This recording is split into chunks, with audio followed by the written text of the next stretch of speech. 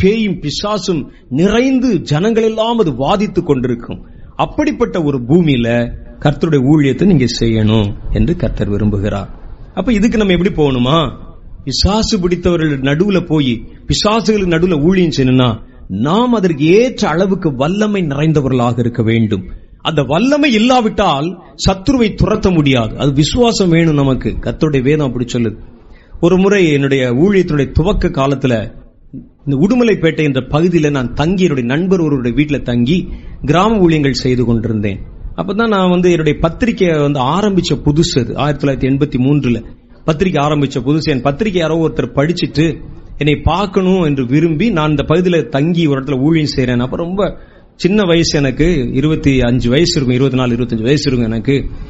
ரொம்ப மெல்லிசா இருப்பேன், உடம்பு ரொம்ப மெல்லிசா. இப்போ ஒன்னும் பெருசா இல்ல. நான் இப்பவே நான் மெல்லிசுன்னு சொன்னா அப்ப எப்படி மெல்லிசா இருப்பேன் பாருங்க. இடுப்பே இருக்காது, இவ்வளவுதான் இருக்கும், அப்படி இருக்கும். இந்த லட்சணத்துல நான் அந்த வீட்டுல என்னுடைய நண்பர் மாத்திரம் தான் அங்க இருக்கிற. அவருக்கும் கல்யாணம் ஆகல. அவர் ஒரு சோசியல் ஒர்க்கர். அங்க அவருடைய வீட்டுல என் கூட 8வது வகுப்புல இருந்து ஒன்னா படிச்சவன். அவன் வீட்டுல தங்கிட்டு நான் போய் அப்படியே ஊழியம் எல்லாம் செஞ்சுட்டு வருவேன். வந்துட்டு வெளியே உட்காந்து ஒரு கர்னன் டெஸ்க்னு ஒரு டெஸ்க் இருக்கும். அந்த காலத்துல பத்திரம் எழுதுறதுக்கு கால் நீட்டி உட்கார்ந்து எழுதுவாங்க. இதுல உட்கார்ந்து எழுதுறதுக்கு உட்கார்ந்து இருக்கிறேன். நான் ரொம்ப வெயிலா இருந்தனால சட்டையை வேற கலட்டி போட்டுட்டு இருக்கிற உடம்புல சட்டையை கலட்டி போட்டுட்டு உட்கார்ந்து எழுதிட்டு இருக்கிறேன். ஒரு சின்ன பனியன் ஒண்ணு போட்டு உட்கார்ந்து எழுதிட்டு இருக்கிறேன். ஒரு நண்பர் வந்தார். என்னை பார்ப்பதற்கு 3 பேர் வந்தாங்க. வின்சென்ட் செல்வகுமார்னு ஒருத்தர், யாருங்க இது அப்படின்னு கேட்டாரு. என்கிட்ட கேட்டாங்க. அது எல்லா கூட்டத்திலயும் எனக்கு நடக்கும். கூட்டம் முடிஞ்சு போகும்போது எங்க கேட்பாங்க, பிரதர் போயிட்டாரா அப்படின்னு கேட்பாங்க. தான் போயிட்டு இருக்கிறான்னு சொல்லிட்டு நான் பாட்டு போயிருவேன். சிலர் என்னை நேர்ல பாக்குறவங்க சொல்லுவாங்க, பிரதர் மேடையில பார்க்க வெள்ளக்காரை மாதிரி இருந்தீங்களே, லைட் அமர்த்தினா கண்ணங்கரியா கறி மாதிரி ஆயிட்டீங்களே சொல்லுவாங்க. நான் கரியாத்தானே இருக்கிறோம், லைட் போட்டா வெள்ளக்காரன் ஆயிரும். அதெல்லாம் ஒரு பக்கம் இருக்கட்டும். அவர் கேட்டார், பிரதர் யாருங்கன்னு கேட்டார். நான் தாங்க பிரதர், என்ன வேணும்னு சொன்னேன். என்ன ஏற இறங்க பண்ணீங்களா அப்படின்னு கேட்டார். சந்தேகமா அவருக்கு, நான் தான் அப்படின்னு. உடனே பார்த்துட்டு என்கிட்ட ஏதோ ஒரு யோசனை கேட்பதற்கு, ஏதோ ஊழியத்தை பத்தி இதை கேட்கறதுக்கு வந்திருக்காங்க. அவங்க சொன்னாங்க, நாங்க 3 பேரும் இந்த பகுதியில மிஷினரிகளாக ஊழியம் செய்யறோம், ஊழியம் செஞ்சுட்டு இருக்கிறோம். உங்க பத்திரிகை ஒரு பிரதி நாங்க ஒன்னு படிச்சோம். இது யாரு பத்திரிகை போடுற ஒரு ஊழியக்காரர் உடுமலைப்பேட்டை இந்த பகுதியில தங்கி இருக்கிறாராமே, அவரை பார்த்துட்டு போலான்னு வந்தோம் பிரதர் அப்படின்னு சொன்னாங்க. அப்படியா, வாங்க, என்ன வேணும் கேட்கணும், இன்னும் கேளுங்க பேசுவோம் அப்படின்னு சொன்னேன்னா. என்னை யாராவது பார்க்க வந்தா, என்கிட்ட யோசனை கேட்க வந்தா, அவர்கள் எனக்கு யோசனை சொல்லிட்டு போயிருவாங்க. என்னைய பார்த்த உடனே, பிரதர் நல்லா சாப்பிடணும், நல்லா ஜெபிக்கணும், அப்படிதான் இருக்கும், பார்த்து நடந்துக்கங்க அப்படி சொல்லிட்டு போயிருவாங்க. நல்லதுதானே, பெரியவருடைய ஆலோசனை கிடைச்சா நல்லதுதானே. இவர்கள் இந்த மாதிரி தான் என்கிட்ட ஏதோ யோசனை கேட்க வந்தவர் என்னுடைய தோற்றத்தை பார்த்து அவங்க ஆலோசனை சொல்ல ஆரம்பிச்சிட்டாங்க. தம்பி, ஊழியம் செய்யறதுனா ரொம்ப கஷ்டம், அது உடுமலைப்பேட்டையில பண்றதுனா ரொம்ப ரொம்ப கஷ்டம். இந்த பக்கம் பேய்களும் பிசாசுகளும் ஆந்தைகளும் வௌவால்களும் குருவிகளும் கோட்டான்களும் நிறைந்த ஒரு பகுதி. இந்த பகுதியில எல்லாம் போய் சுவிசேஷம் சொன்னா ஒருத்தர் கேட்க மாட்டான், கல்லெல்லாம் விட்டு அடிப்பான். எங்களுக்கே எவ்வளவு கஷ்டமா இருக்கு, இதெல்லாம் ஒரு உடம்புன்னு ஊழியம் செய்ய வந்துட்டு அப்படின்னு சொல்றாரு அந்த ஆளு என்னைய பார்த்து. நான் சொன்னேன், உடம்பு வச்சு ஊழியம் செய்யணும்னு சொன்னா தாராசிங்கும் கிங்காங்க தாங்க ஊழியம் செய்யணும், நாங்க கிறிஸ்துவ நம்பி ஊழியம் செய்யணும். நான் சொல்றேன், அவர் கேட்கிற மாதிரி இல்ல. முதல்ல சாப்பிடுங்க பிரதர், நல்லா ஊழியம் செய்யுங்க. சுவரை வச்சு தானே சித்திரம் எழுதணும். ஏன் என்னுடைய முதலியா படம் வரைய போற நீ, சுவரை வச்சு தானே சித்திரம் எழுதணும் இதெல்லாம் புத்திமை சொல்லிட்டு போயிட்டாங்க. போயாச்சு, சரி ஓகே ரைட் பரவாயில்லன்னு சொல்லிட்டு கடைசி ஜெபம் பண்ணுவோமா அப்படின்னு சொன்னாங்க. சரி ஜெபம் பண்ணும். நான் முழங்கால் போட்டேன், அவர்களே ஜெபம் பண்ணிட்டாங்க.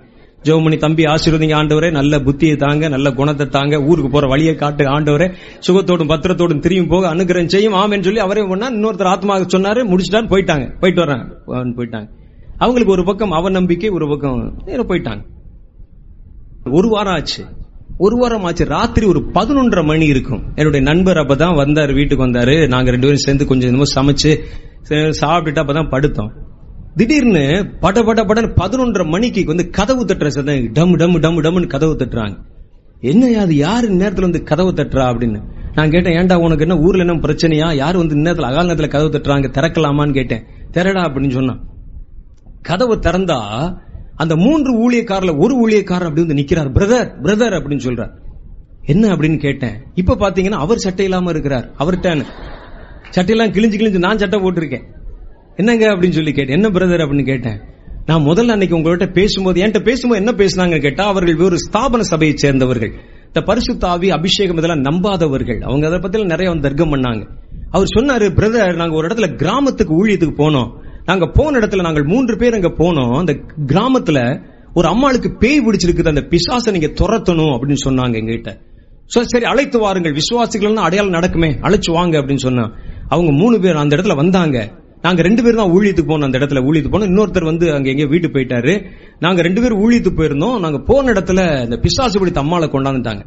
அது அம்மான்னு தான் சொன்னாங்க. அது பார்த்தா அது அம்மா மாதிரிலாம் தெரியல. அது பயங்கரமா பீப்பாய் மாதிரி இருக்கிறாங்க. அந்த அம்மா பெரிய முடியெல்லாம் அப்படி விரிச்சு போடுற, கண்ணங்கரையில் இருக்கிறாங்க, கருப்பா மொழியெல்லாம் பயங்கரமா இருக்குது. சங்கிலி போட்டு கொண்டாந்தாங்க.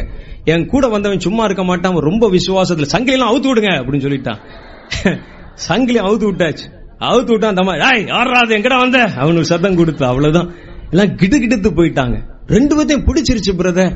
பிடிச்சிட்டு சட்டையெல்லாம் பிடிச்சு அடிச்சு எங்களை காயப்படுத்தி, நான் பைபிளை காட்டுறேன் அதெல்லாம் பார்த்திருக்கேன்டா அப்படின்னு சொல்லுது. இயேசு சிலுவை சிலுவைன்னு சொல்லி கையை அப்படி வச்சு காமிக்கிறாராம். கைய முறுக்கிருச்சு அந்த அம்மா.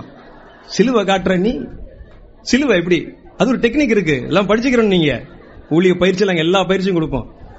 சிலுவை அப்படி சிலுவை காமிச்சு ஓடுறியா இல்லையான்னு கேட்டா, நீ ஓடுறா அப்படின்னு சட்டையெல்லாம் புடிச்சு இழுத்து அந்த ஆளை போட்டு அடிச்சு, எங்கங்க அந்த ஆளு அப்படின்னு கேட்டேன். அவன் மாட்டிக்கிட்டான், நான் ஓடியாந்துட்டேன்.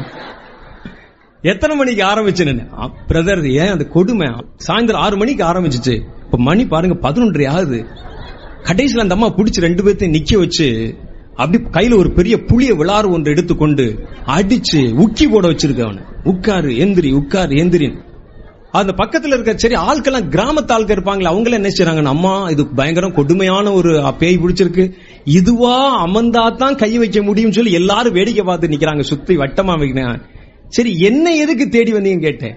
நீங்க தானே அன்னைக்கு சொன்னீங்க இயேசுநாதர் வந்து அபிஷேகம் எல்லாம் பெற்றா வல்லமை கிடைச்சிரும், அது பிசாசை துரத்தலாம் சொன்னீங்க. நான் கூட தர்க்கம் பண்ணமே, தயவுசெய்து வாங்க பிரதர் அந்த பிசாசை துரத்தலாம் அப்படின்னு சொன்னார். அவருக்கு என்னை அழைத்த நோக்கம் என்ன அப்படின்னு கேட்டா, பிசாசை துரத்துறது இல்ல, என்னைய மாட்டி விட்டு அவர் நண்பரை கூட்டி போறதான் நோக்கம். எனக்கு அப்போ அது தெரியல. நான் உடனே சொன்னேன், சரி சைக்கிள் எடுங்க வாங்க போவோம். எவ்வளவு தூரங்க போகணும், 3.5 கிலோமீட்டர் போகணும். நாங்க ராத்திரி நானும் அந்த நண்பர், என் நண்பரோட போகாதரா, வேணாண்டா வேணாண்டா, அதெல்லாம் பயங்கரமான ஊர்ரா, வேணாண்டான்னு சொல்றான். இது இரு நான் போறேன்னு சொல்லி நான் அந்த ஆளோட போறேன். போனா 1 2 உட்காரு எந்திரி, உட்காரு எந்திரின்னு எத்தனை உக்கியா போட்டிருப்பேன். 6 மணில இருந்து கணக்கு வச்சுக்க எவ்வளவு உக்கி இருக்கும், 11:30 மணி வரைக்கும். அது என்றது அளவெல்லாம் தாண்டி போயிருச்சியா, எனக்கு தெரிஞ்ச நம்பருக்கு மேல போயிருச்சுங்கிறான். அந்த ஆள் உட்கார்ந்து எந்திரிச்சுக்கிட்டு இருக்கு.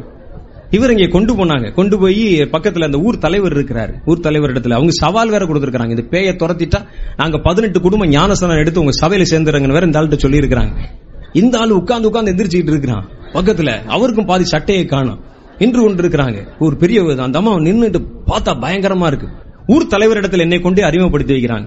இவர் பேயெல்லாம் துரத்திடுவாரு, என்னமோ நான் துரத்துறேன், இந்த ஆள் பக்கத்துல இருந்து கோடாங்கி அடிச்சு பாத்துட்டு இருந்த மாதிரி, இவர் இதெல்லாம் துரத்திடுவாரு, இவர் பிரதரை போய் ஜெபம் பண்ண சொல்லுங்க அப்படின்னு இவர் போய் அறிமுகப்படுத்துறாரு. அந்த ஊர் பெரியவர் சொன்னார், வேண்டாம் தம்பி, அந்த ஆளுக்கே தாங்க மாட்டான், இவ்வளவு நேரம் உட்கார்ந்து இருக்கிறான், தம்பி 4 ஊக்கி போட்டாலே அதோட உட்கார்ந்துருவான், எந்திரிக்க மாட்டான், வேண்டாம் கொஞ்ச நேரம் ஆகட்டும், ஒரு மணி 1:30 மணிக்கெல்லாம் அந்த பேய் கொஞ்சம் அமரும், அந்த மாதிரி கொஞ்சம் அணைகிற நேரத்தில் நாங்க பிடிச்சி கட்டிடுறோம், கொஞ்ச நேரம் தானே, இன்னும் ஒரு 2 மணி நேரம் தானே, உக்கி போடட்டும் அப்படின்னா அந்த ஆள் உக்கி போட்டுட்டு இருக்கிறாங்க. இப்படி நாங்க பேசிட்டு இருக்கும் போதே அந்த அம்மா என்னை பார்த்து யாராவது அங்க அப்படின்னு ஒரு சத்தம் கொடுத்து, ஒன்னும் பார்த்தா பயமா இருந்தது எனக்கு. நான் சும்மா பெண்களை பார்த்தா ரொம்ப பயப்படுவேன். அது இது இப்படி தலைவிரி கோலமா உட்காந்துட்டு, அது பெண்ணான் தெரியல பேயான் தெரியல, பேயே பயப்படும் அந்த அம்மாவை பார்த்து அப்படின்னு கத்துது. கத்தி பார்த்த உடனே அவர் சொல்ல, பிரதர் போங்க பிரதர், இயேசு கூட இருக்கிறார், அதெல்லாம் விசுவாச தூண்டாரு, எனக்கு கைய வைங்க பிரதர், சிலுவை காட்டுங்க பிரதர். எனக்கு ஒரு குருட்டு நம்பிக்கை. ஆரம்ப காலங்கள் இந்த புது விளக்கமா நல்லா கூட்டுன்னு சொல்லுவாங்க.